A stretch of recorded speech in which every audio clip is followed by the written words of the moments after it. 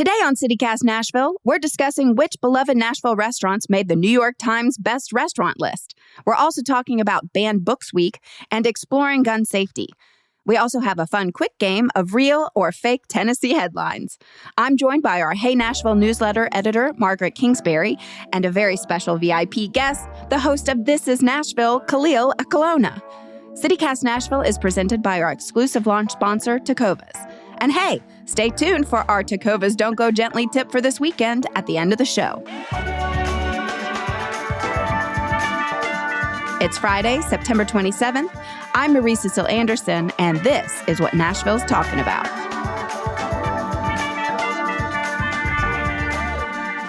Khalil, welcome. We are so happy to have you. Thank you very much for having me back. It's always a joy to be with the City Cast crew. I had fun the last time. I expect to have fun this time. And then we have Margaret, our coveted newsletter editor, joining us here today as well. Hey there. Hello, Margaret. How are you? I'm good.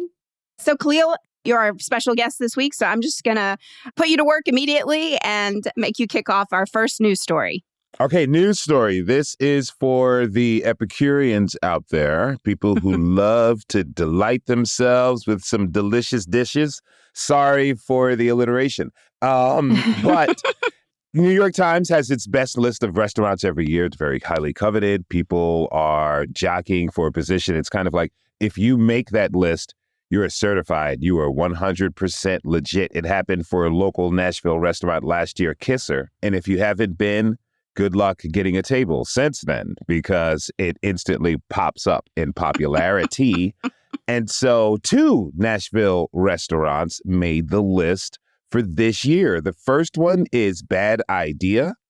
It's a kind of a newer sommelier-owned wine bar in East Nashville, and it serves Laotian fusion food, which I haven't been yet, but I hear it's absolutely delicious. This article was written by WPLN's Rachel Iacovoni, who is our local food expert. Let me put it like this. Whenever I want lunch and I don't want to go back to the farmer's market, I love the farmer's market, but I want to do something different, I always ask Rachel where to go because she knows where to go. This is what she does for new employees here at Nashville Public Radio. She will give you a list of restaurants to check out, and that list is 4 pages long. So she is legit. Yes, it's sommelier and restaurateur Alex Birch and Colby Rossavong. They started Bad Idea. It started out as some pop-ups at other local restaurants. Then they got a brick and mortar, and it has taken off. And they have late night takeovers and late night food. So it's a wonderful place to go. People are really excited about that. And the next is a restaurant in South Nashville, Edessa. It's a Kurdish restaurant, specializing in things like hummus, kebabs, and falafel. And it's really wonderful. It opened in 2018, and it has become a flagship place on Nolensville Pike. So, anyone who knows Nolensville knows that you can get a lot of international food offerings down there. So it's absolutely a delight. And it's really cool that both of these restaurants made the list. Hopefully it rises in popularity. And even more importantly, it's really cementing Nashville as a place in the national food scene. I'm bummed that Edessa made the list because I thought it was my hidden gem that nobody knew about. And we go there all the time. I went there for Mother's Day, and it is already hard to get a table. And I cannot imagine what it's going to be like now. But it is some of the best food. The appetizer platter, that's what we always get. That's what I get as my main because it's a selection of everything. And it is so delicious. It's so much food. You always take half of it to go. So I really highly recommend that place. There's nothing wrong with the appetizer platter for dinner. No, I think it's your best bang for your buck. All right. So, Margaret, we're going to kind of switch gears and turn it over to you. And this is actually Book Banning Week. Can you please explain to us what that means? Yeah, it's National Book Ban Week, which has been going on for years now. And usually it was to celebrate books that in the past have been banned. And people would read them and things like that. But nowadays, with so many active book bans going on, it's a week to try to bring attention to a crisis in school libraries with book bans. And for Tennessee, It started in 2022 when Bill Lee passed a law requiring schools to make sure all the books were age appropriate, and teachers and librarians had to post all the books in their libraries online for parents to use. But he didn't define what appropriate meant. And over the summer, they decided to make a definition for what appropriate means. And the definition is that libraries need to prohibit any material that in whole or in part contains descriptions or depictions of sexual excitement, sexual conduct, excess violence, and sadomasochistic abuse. But the problem is this is still kind of vague. What is excess violence? Is, Hamlet excess violence? Oh. So there's still not really a firm definition of what is and isn't. And this has led, according to a Chalkbeat survey that came out this week, to 1,100 quiet book bans where teachers and librarians quietly take books off shelves that might be misconstrued as too violent or having excess sexual material in it. And that's what quiet book banning is. And that's been my biggest worry with book bans, is the books we don't hear about that quietly disappear from shelves. But there's also been some overt book bans this week, with Rutherford County Schools banning 6 titles. The school board decided to ban 6 titles. And those titles are Beloved by Toni Morrison, which is a very gorgeous book that any student should be privileged to read. Queen of Shadows and Tower of Dawn by Sarah J. Maas. And then Homegoing by Ya Jesse, another book that I love. The Perks of Being a Wallflower by Stephen Chbosky, which is a classic.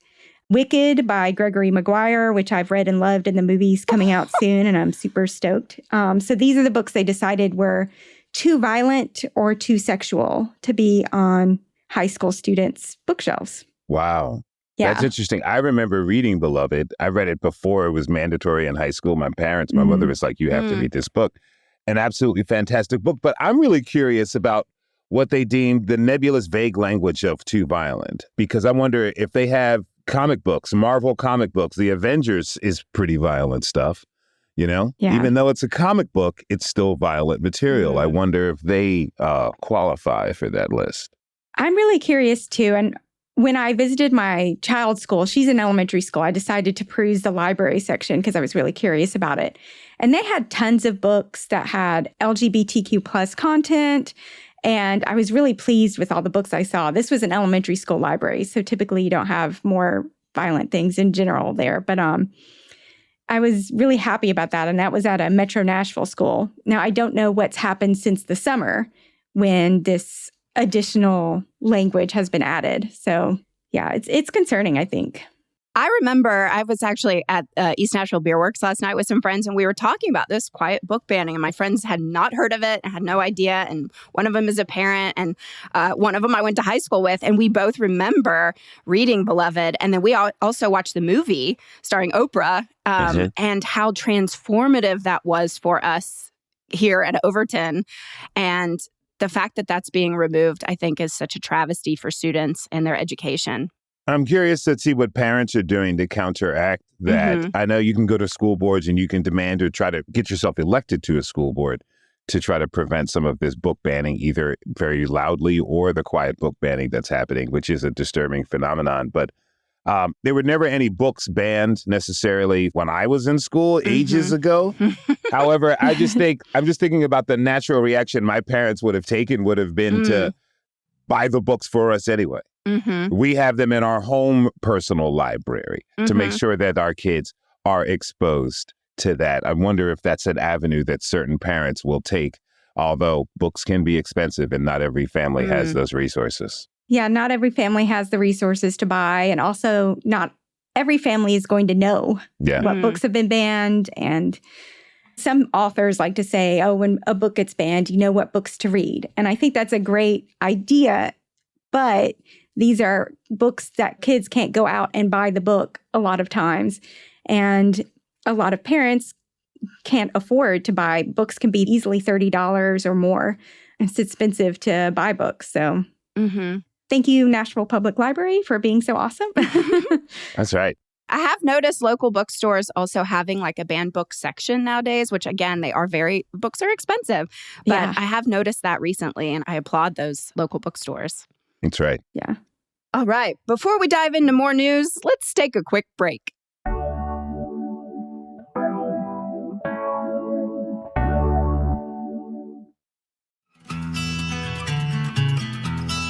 All right, admit it. It's time to replace your not-so-trusty old boots. You know the best place to shop for quality, handcrafted men's and women's boots is at your local Tacova store, at the Mall at Green Hills, or on Broadway by the Ryman. That's right, you now have 2 locations to choose from, so stop by and grab a cold one as you peruse. Tacova's Nashville is at your service. It's always a challenge to find boots that fit well and can survive a night walking around town, but you can find your perfectly fitted dream boots with the help of Tacova's expert staff. Your new Western boots can elevate a casual look or add a refined flair to any outfit. Everyone will be asking where you got your sick boots, but I won't be asking because I know they must be Tacovas. That's TECOVAS.com. Don't go gently, y'all.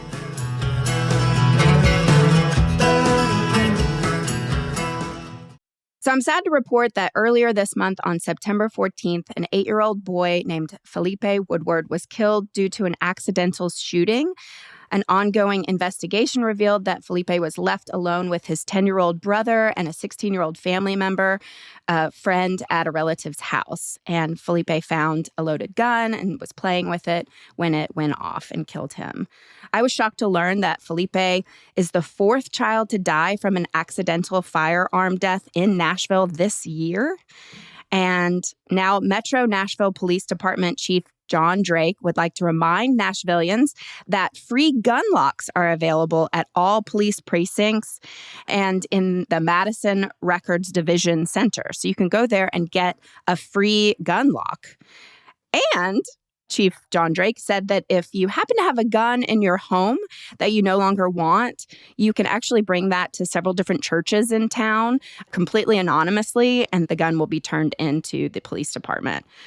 I'm just curious, Margaret, you are a parent, and obviously we're hearing all sorts of threats against schools lately. Hundreds of threats have been made. We are hearing all these crimes being reported across town of car break-ins looking for guns. So gun safety, gun rules and regulations, gun activists are all up in arms about all the things that are happening in Nashville right now. I'm just curious as a parent, what kind of conversations you're having at home?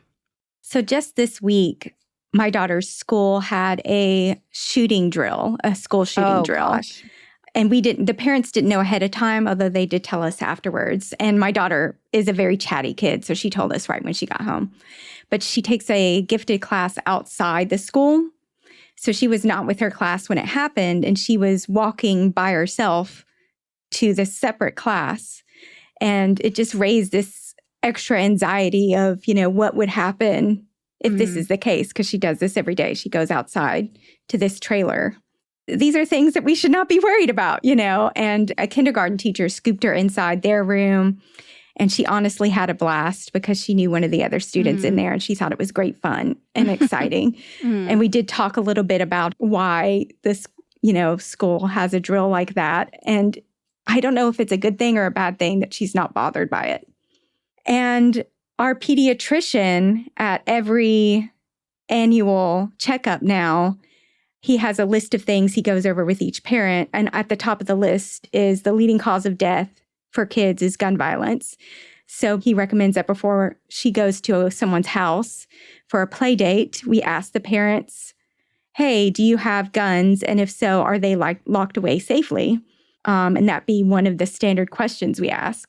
It's just kind of wild how things have changed, And I don't have any answers for how to make things better. I will add, if you have a kid who is disturbed by these school shooting drills, there is a very good book called One Thursday Afternoon by Barbara DiLorenzo that discusses a child having anxiety about the school shooting drills and what would happen if there was a school shooting.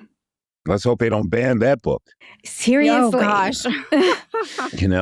Excess violence. Yeah, it's something, because I remember going to play dates, sleepovers, and my parents were calling up to make sure that, do you have a ColecoVision or Nintendo or, the s'mores Pop-Tarts? Because this is what our kid loves to eat and do. It wasn't, do you have a gun in the house? I don't know if any of us have the answers besides the obvious.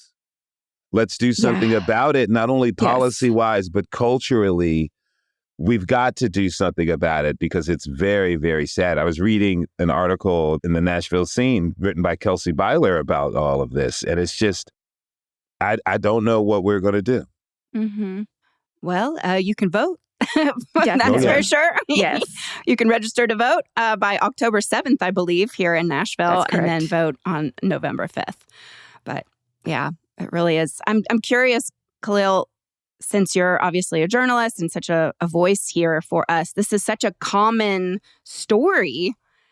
How do you cover this over and over and over again? With a lot of regret.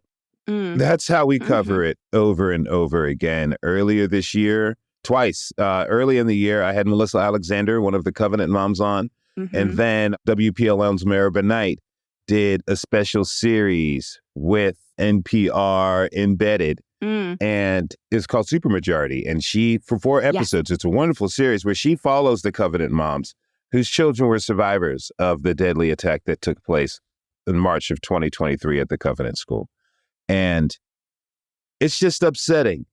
It's hard for us to, we have to show up as human beings and to do this. But as human beings, we cannot show up and not be affected by this. I don't have children, but I was an elementary school teacher. I know what it's like. I've got family members, I've got young nieces, and talking to them about school. And then when they do mention, hey, we had a shooter drill, like I understand a little bit about what that does to a person. Whenever we had young people on, last year we had several high school students who were getting up and standing up and attempting to do something about the public health issue of gun violence that's swept across our country and here in our city. And after the episode, I was just so amazed at their poise and their drive to do something about this.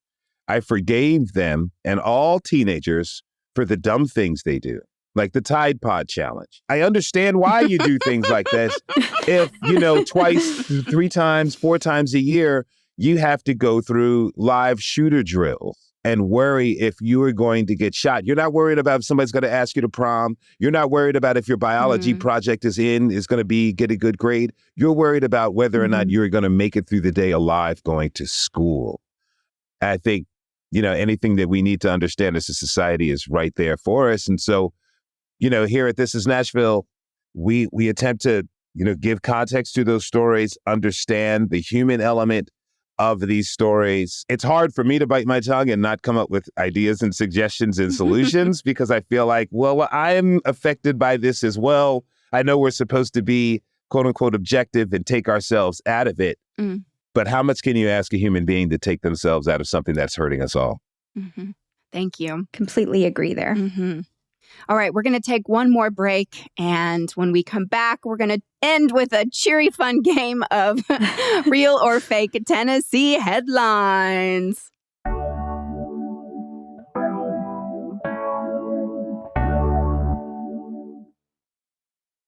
And we're back, and I'm your host of Real or Fake Tennessee Headlines, which is a self-explanatory game. I just read you a headline, and you'll tell me if you think it's real or false. America's longest continuous zip line is coming to Middle Tennessee. Is that true or false? I'm going to say true. Margaret? I think it's false. I think it would come to East Tennessee. Oh, zing. Margaret, you are correct. It's actually coming to Pigeon Forge. That's what I thought. The mega zip at Wild Slide is coming. It is 5,771 feet in length. No. With a total vertical drop of more than 1,000 feet. Wow. No. And so, you could be able to ride that. I don't do zip lines personally. They absolutely terrify me. But that will be at the Wild Side Outdoor Adventure Park in Pigeon Forge. And that will be opening spring of 2025. How exciting. Okay. Adrenaline enthusiasts, be ready. Yeah, be ready. Would y'all do it? Would you ride that thing? No way. No. Khalil's thinking. I'm thinking about it. It depends on how many beers I had. Oh, God. Yeah, just have a couple of beers and throw yourself through space. That feels right. Yeah. All right. Next one. Okay. Man charged with blowing kisses at Vandy students. Man charged with blowing kisses at Vandy students. I'm going to go true. You know what? I'm going true here. Okay. I'm right there with you, Margaret, because people are weird these days. Yeah. Well, I hate to report that it was a little bit more than blowing kisses. Okay. I'm so sorry. Yes, actually, there was a man charged with indecent exposure. And actually, the Metro Police asked for the community's help in finding this young man, and which they did find. So he was actually exposing himself at the Target on Old Hickory Boulevard several times and in front of the Vanderbilt sorority house. And so they've actually found this person and he's been charged. So, yeah, sorry to turn that one into a fun, silly one when it's actually about something very serious. But we're playing a game. We're playing a game here. It looks like he was too. Let's hope he gets the help he needs. Yes, absolutely. Yeah, absolutely. I enjoy shopping at Target just as much as the next person, but exposing myself, I don't get that excited from the prices. That's a good thing. Yes. Yeah. All right, next one. Move over, Batman building. There's a taller skyscraper in town. True or false? This one's true. I think it's true. True? Khalil, do you have a guess? I'm going to go true. Which one is it, though? It's a brand new one that's coming to town. The AT&T building will no longer be the tallest building in downtown Nashville. We have a new development. The building will be called Paramount. It's located at 1010 Church Street, will be 60 stories high. It will measure 750 feet. And it will surpass the AT&T building, which is at 617 feet. And the building is expected to be completed by 2027. So our skyline's going to look a little different in a couple years. What animal are they going to emulate with their design? You know, it looks like a question. Boring skyscraper to me. Oh. Wah, wah. Wah, wah. They should go for giraffe. That would be pretty epic. That would be cool. Yeah. All right, last one. Delta Airlines is launching more flights from Nashville in 2025. True or false? True. True? I think it's false.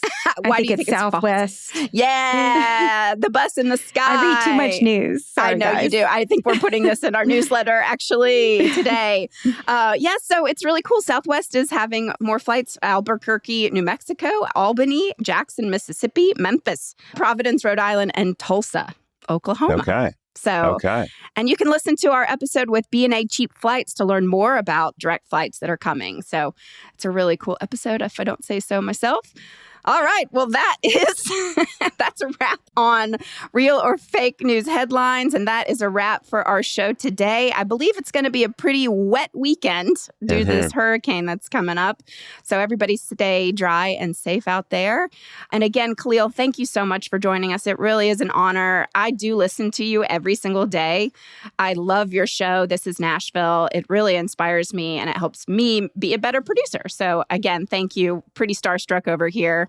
And Margaret, I also adore you. You're such a talent, and I love reading your Hey Nashville newsletter every single day. So thank you all. Well, thanks you so much. It really is. It's just, I have a blast every time I'm with you guys. So hopefully I can remain on the list of frequent contributors and guests. Oh, it'd be an honor. Thank you. Thanks. Oh, thank you guys. And now it's time for your Tecovas Don't Go Gently tip for this weekend. Starting today through Sunday, it's my favorite time of year, the Nashville Greek Festival, where you can indulge in traditional Greek dishes like spanakopita and gyros, or grab some baklava to go from their pastry shop. Enjoy Greek music and dance performances, shopping at various gift stands, educational tours, and lectures at the Holy Trinity Greek Orthodox Church at 4905 Franklin Pike. Don't go gently, go into Tecovas.